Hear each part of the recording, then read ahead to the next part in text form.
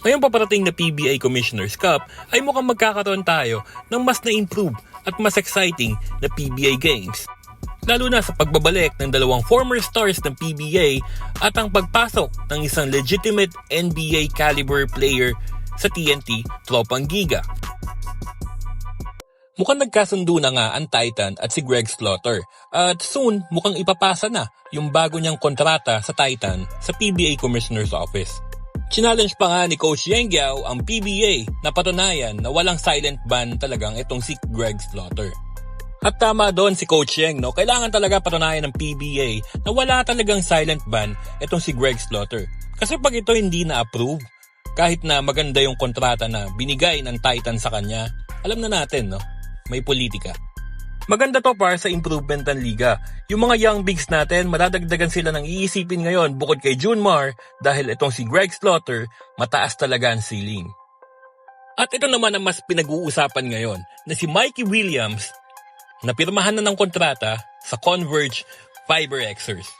Sigurado ako napapaisip na ngayon ng SMC Group at MVP Group dahil lalong naging malakas ang Converge. Sipin nyo napaka-loaded na ng lineup ng Converge with Justin Baltazar, Justin Aranya, at isama mo pa si Juan Gomez de Leano at Calvin Abueva. Tapos idadagdag mo yung Mikey Williams. Pare, chaos yun, gulo yun. Arguably, no, itong si Mikey Williams ang the most organically talented local player natin sa PBA. Napakadelikado nitong player na to, lalo na pag nakuha niya yung kumpiyansa niya. At syempre, no, ang pinaka-inaabangan talaga ngayon sa PBA ay yung paglalaro ni Bol Bol. Ito hindi talaga to biro. First time natin makakita sa PBA ng isang player na unicorn type. Do-it-all type of player tong si Bol Bol, no? Kayang tumira sa labas, kayang sumalaksak, kaya niyang dumipensa. Actually, yun yung pinaka-advantage niya, yung depensa. Kasi ang taas ng ceiling nito, ang haba ng wingspan. Nakita niyo na ba kung gaano kahaba ang wingspan nito? Papakita ko, eto.